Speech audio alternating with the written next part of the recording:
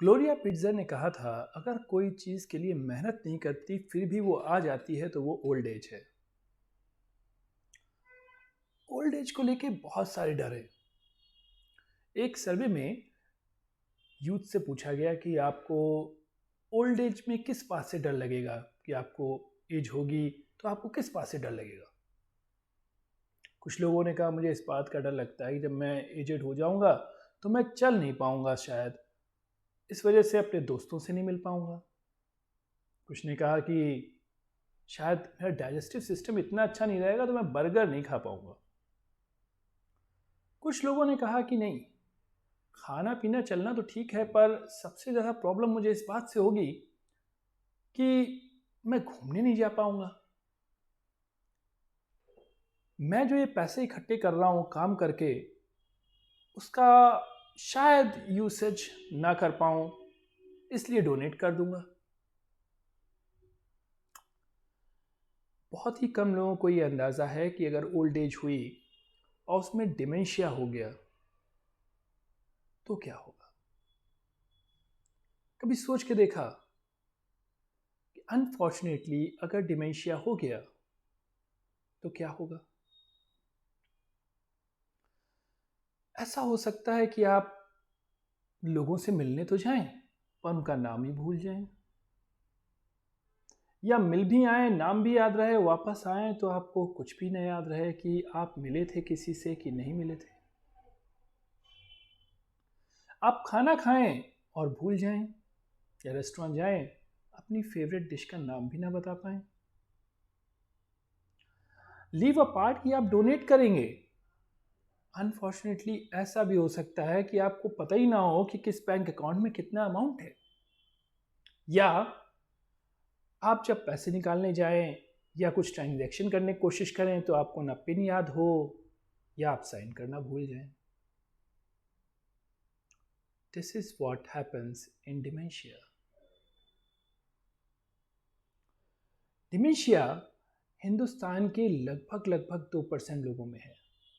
ये वो बीमारी है जो एज के साथ आती है, 65 साल से ऊपर के लोगों में आमतौर पर मिलती है। पर हमारे देश में एक प्रॉब्लम है। हमारे देश में ये 10 साल पहले शुरू हो सकती है। हमारे देश के जो पेशेंट्स हैं डिमेंशिया के, वो कंपेरेटिवली एक डिकेड पहले से मिलने लग जाते हैं। प्रॉब्लम इस हद तक है कि डिस्पाइट सारी हेल्प की जा रही हो, पेशेंट्स ना ट्रीटमेंट लेते हैं ना वो सपोर्ट कर पाते हैं। It is per se within the nature of illness itself. Dementia में 3 तरह के लक्षण आते हैं: memory related, problem solving organisation related, और तीसरा बेसिक स्किल रिलेटेड। और इन सब की वजह से बिहेवियरल प्रॉब्लम्स आती हैं। मेमोरी प्रॉब्लम्स सबसे पहले रिसेंट मेमोरी से अफेक्टेड होना शुरू होती हैं, यानी सामान रखा भूल गए, किसी नए आदमी से मिले और भूल गए, कोई नई चीज़ खाई, नाम भूल गए, किसी नई जगह गए और ये भूल गए कि कहाँ गए थे। ग्रेजुअली जैसे जैसे ये बढ़ती है, लोग ये भी भूलने लग जाते हैं कि वो रास्ता जो हमारे घर के लिए था वो कैसे है, कहाँ से है, जिस पे हो सकता है वो चलता रहा हो। ये भी भूल जाते हैं कि जो नियर बाय पीपल थे जिनसे वो पिछले 5-10 साल से मिले थे, नए नहीं हैं उनके लिए, डिस्पाइट दैट उनका नाम याद नहीं आता, पहचानने में भी दिक्कत होती है। और ग्रेजुअली ये इतना बढ़ सकता है कि लोग अपने बच्चों तक को नहीं पहचानते। प्रॉब्लम स्किल सॉल्विंग स्किल, यानी कि चीज़ें ऑर्गेनाइज करना, उन्हें सॉल्यूशन निकाल पाना, यानी बैंक गए, शुरुआत में उतने अच्छे फॉर्मेट या फॉर्म तरीके से नहीं भर पा रहे हैं, या कोई चीज़ करनी है, पहले अगर आप लिख पाते थे तो उतने अच्छे से नहीं लिख पा रहे हैं, वो पर्टिकुलर वर्ड नहीं मिल रहा। पहले आप अगर फैमिली प्रॉब्लम सॉल्व कर पाते थे तो आप बच के रहने लग जाते हैं पेशेंट्स, नहीं नहीं अब ये सब सॉल्व नहीं हो पा रहा है मुझसे। देन कम्स ए स्टेज जब वो प्रॉपरली लिखने में दिक्कत करने लग जाते हैं। छोटी छोटी प्रॉब्लम्स, कम्युनिकेशन उनके लिए डिफ़िकल्ट हो जाते हैं। यानी मूवी चलती है, दे आर वॉचिंग, पर वो कनेक्ट नहीं कर पाते कि एक करेक्टर दूसरे करेक्टर से क्या बात कर रहा है। ये जो पिछले वाले सीन में 10 मिनट पहले हुआ था, वो इससे कनेक्टेड कैसे है। इसीलिए कई बार पेशेंट्स में देखा गया है, वो पेशेंट सुबह से शाम तक टीवी देखते रहते हैं। क्या देखते हैं, दे डोंट नो। कुछ चल रहा होता है, neither they are enjoying nor they are interpreting, बस चलता जा रहा है। थर्ड, बेसिक स्किल्स में इफेक्ट आने लग जाता है। इट मे स्टार्ट कि कपड़े सही से नहीं पहन पा रहे, देन इट में मूव ऑन टू खाना ठीक से नहीं खा पा रहे, खाना गिर रहा है। जो स्किल बचपन में सीखी थी वो अब सेटिस्फाई नहीं हो पा रही।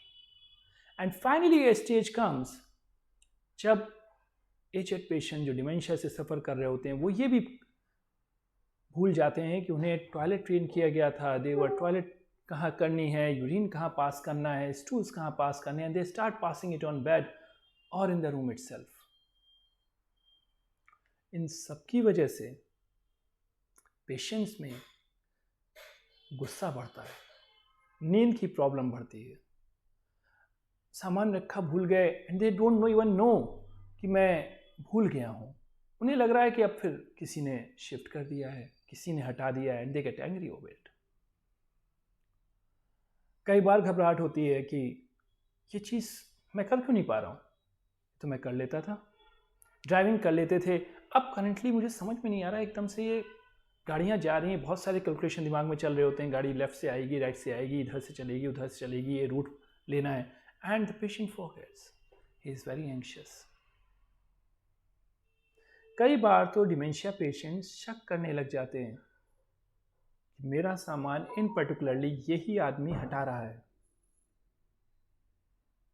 या वो टेक्निकली प्योरली डिप्रेशन के भी शिकार होने लग जाते हैं।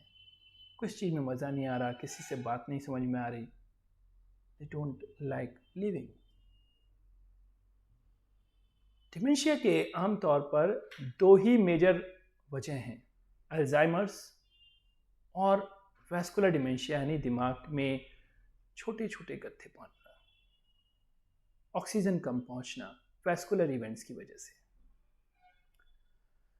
इंडिया में ये प्रॉब्लम्स ऐड ऑन हैं, क्योंकि इंडिया में एक्सरसाइज को लेके जो ओरिएंटेशन है वो पुअर है। डिप्रेशन या बाकी फिजिकल प्रॉब्लम्स का ट्रीटमेंट लोग बीच बीच में छोड़ देते हैं। अनकंट्रोल्ड डायबिटीज़, अनकंट्रोल्ड हाइपरटेंशन जो होता है, उसकी वजह से डिमेंशिया का रिस्क बहुत बढ़ जाता है। Nutritionally too, vitamin B12, vitamin D deficiencies जो इंडिया में एक्सट्रीमली कॉमन है, उनसे डिमेंशिया का रिस्क बढ़ जाता है। What we can do? First, we can just think of what their condition could be. कभी सोचा है कि आप ड्राइव कर रहे हो एंड सेकेंडरी जस्ट भूल जाएं कि ये जाना कहाँ है। जो लोग मिल रहे हैं उनसे बात करनी शुरू करें, पूछें शुरू कैसे करें। How frightening it would be and how problematic उस इंसान के लिए होगा जिसको ये प्रॉब्लम हो रही है। डिमेंशिया एक इम्प्रूवेबल कंडीशन है टू ए लॉट एक्सटेंट, यानी इसकी रफ्तार ग्रेजुअली, क्योंकि एज रिलेटेड है, डिटोरिएशन होता है, पर इससे बचाव भी पॉसिबल है और इससे प्रोग्रेशन को भी धीमा किया जा सकता है दवाओं से। 3 बेसिक चीज़ें अगर हम अपने फैमिली मेम्बर्स को रिक्वेस्ट करें, एजेड पर्सन्स को रिक्वेस्ट करें, अपने पेरेंट्स को, ग्रैंड पेरेंट्स को, द लाइक्लीहुड कि उनको डिमेंशिया होगा कम हो जाएगा। One is keep your diabetes, hypertension, cholesterol under control, and that you can do. अगर आप पहले से पेशेंट्स हैं तो ट्रीटमेंट सही से लेते रहिए। सेकेंड, मेंटल हेल्थ को लाइटली ना लीजिए। डिमेंशिया से डिप्रेशन से डिमेंशिया का रिस्क बहुत बढ़ जाता है एंड अनट्रीटेड डिप्रेशन डिमेंशिया को बहुत प्रीडिस्पोज करता है, क्योंकि पहले से ही आदमी चीज़ों में इंटरेस्ट लेना कम कर देता है। अगर कोई एजेड आदमी, उसको हियरिंग प्रॉब्लम है या विजुअल प्रॉब्लम है, तो स्पेक्स और हियरिंग एड्स से हेल्प की जा सकती है। Second most importantly, daily schedule में रहना, यानी डेली एक्टिविटीज़ में करते रहना काम। हम वही स्किल्स मेंटेन कर पाते हैं, रिटेन कर पाते हैं जो हम लोग यूज़ कर रहे हैं। अगर हम यूज़ नहीं कर रहे होंगे तो स्किल्स बहुत जल्दी गायब होने लग जाएंगे, यानी डिमेंशिया बहुत जल्दी प्रोग्रेस करेगा।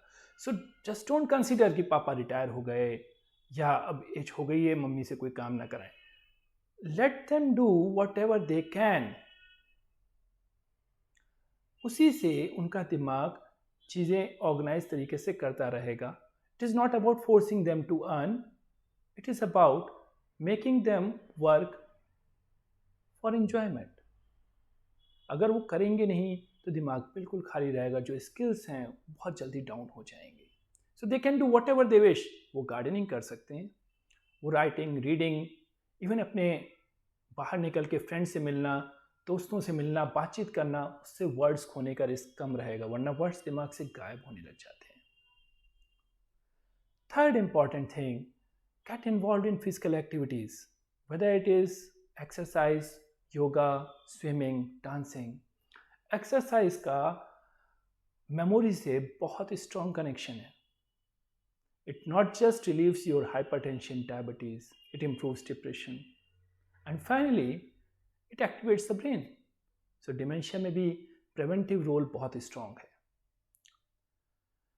इन केस किसी में डिमेंशिया के लक्षण आ रहे हैं, दैट मीन्स वो भूलना शुरू कर रहा है, उसके स्किल्स डाउन हो रहे हैं, पर्टिकुलरली फॉर द पीपल जो 65 के ऊपर हैं, request them to seek help. उन्हें समझ में नहीं आएगा, उनके स्किल्स डाउन हो रहे हैं, रिक्वेस्ट देम, क्योंकि ये भी दिमाग से गायब हो जाता है कि आप भूलें, request them to seek help. Anti dementia medications they are available and they can reduce और short prolong the progression जो रहता है उसको slow कर सकती हैं, so the life can be better. So I just want to insist, though we can't stop aging and we may at times not be able कि हम पूरी तरीके से डिमेंशिया को ख़त्म कर पाएँ, but we can definitely prevent it. We can slower its progression and we can definitely help our family members to age gracefully.